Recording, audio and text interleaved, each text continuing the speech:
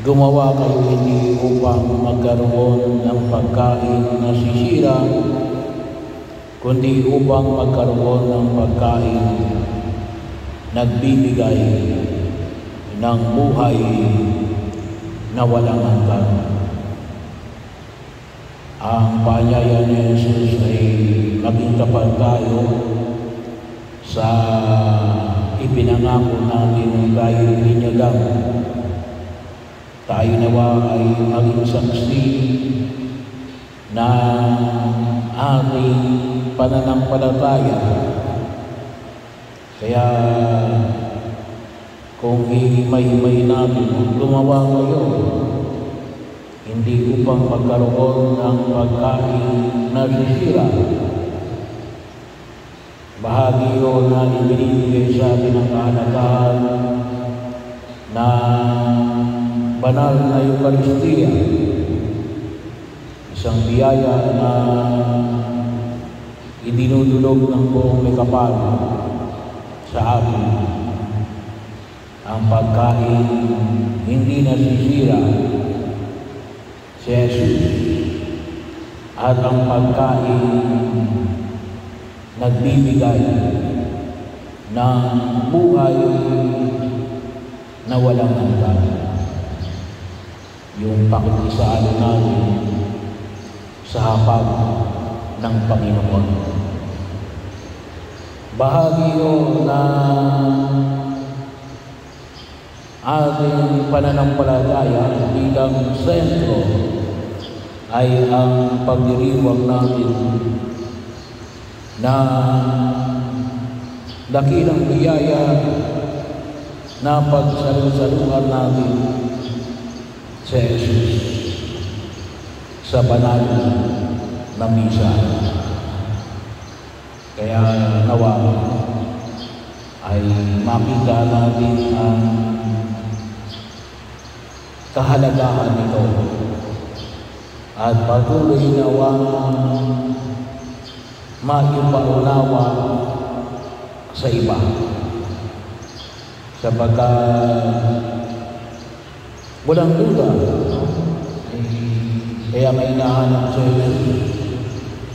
Sabi na natin, nagpakain ng marami sa pamagitan ng paghahati-hati ng tinapay at ng isda. At anong sabi ni Jesus? Nabusog. Kaya nga, yung paanyaya ni Jesus ay gumawa kayo. Kasi baka akala nung mga tao, kaya hinahanap sa Jesus. Kaya pa lang magparati nito ng tinapay at isda. Kaya nga sa ilang sipi ng banal na kasulatan, tulad ng Ebanghelyo ni San Lucas, gusto siyang gawing hari. Bakit? Kapag naging hari ito, may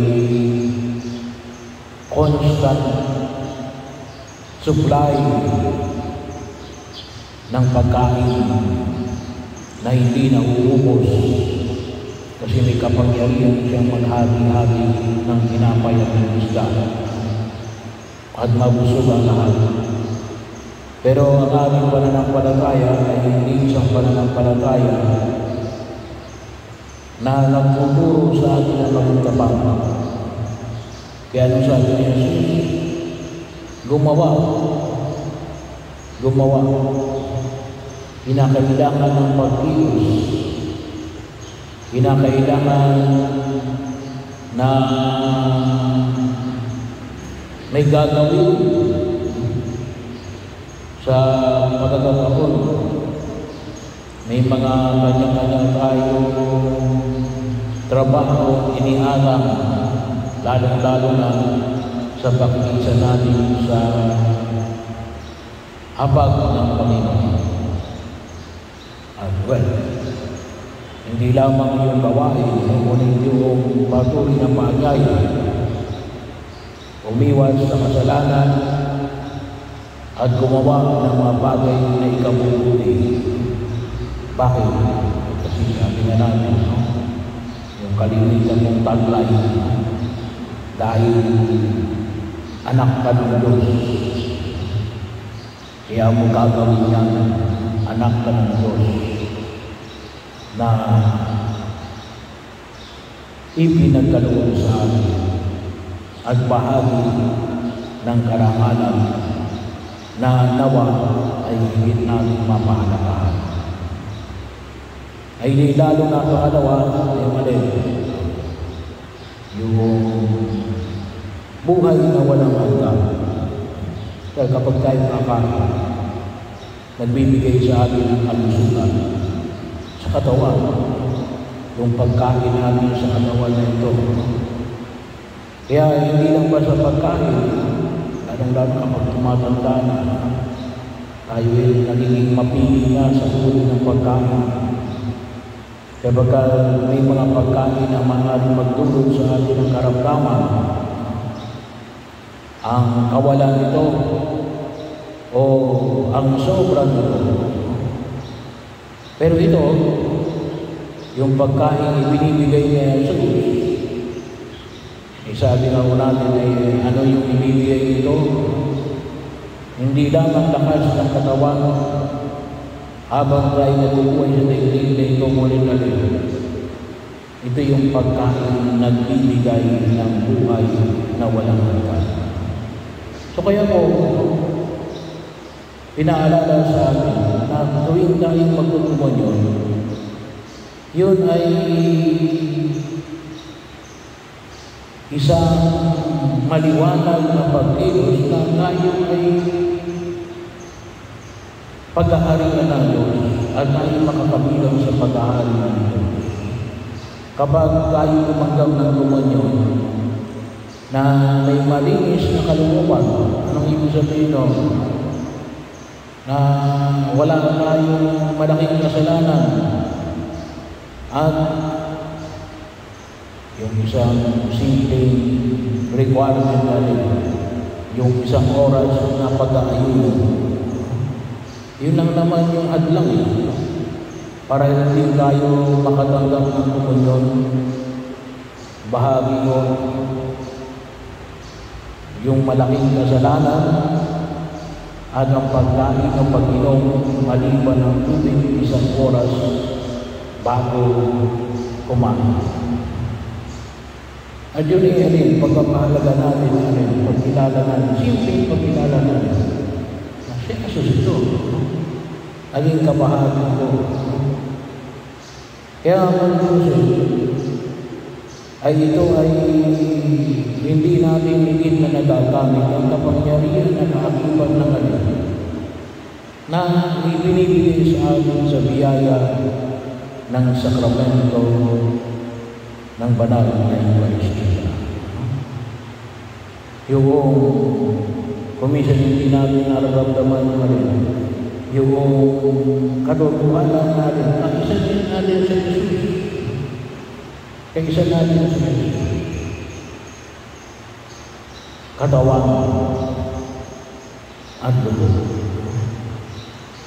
Yung pagkilala natin, kasama mo ang Diyos in a very intimate manner.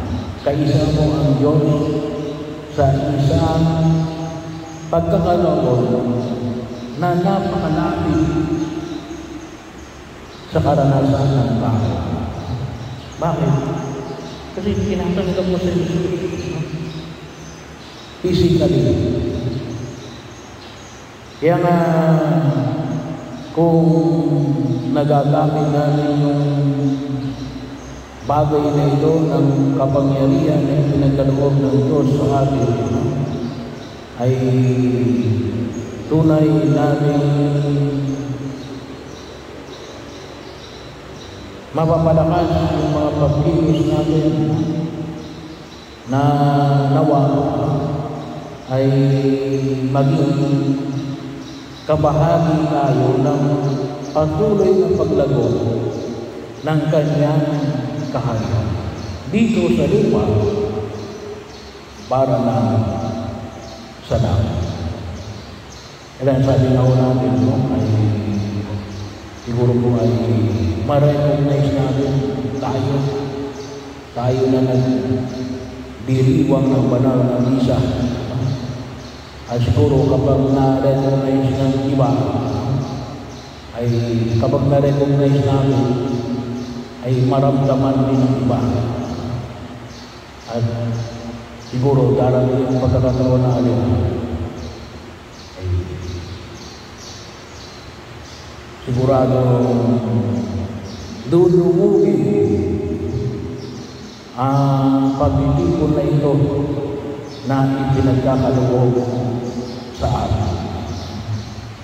Ito nawa yung tunay na tumugon, baka hindi napapansin natin mismo, kaya hindi rin ma-recognize ng iba.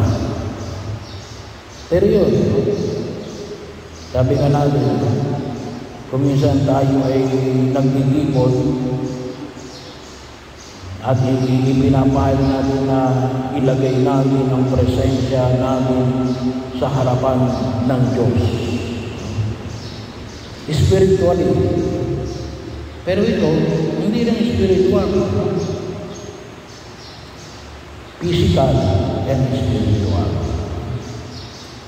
Pero ang tanong ay, nakikilala ba natin? Nakikita ba natin? Pinalalakas ba tayo? Pinagtitibay ba tayo? Dumalabas ba sa pagkilos natin na talagang naniniwala ako na si Jesus ang tinanggap ko, kasi ay unti-unti akong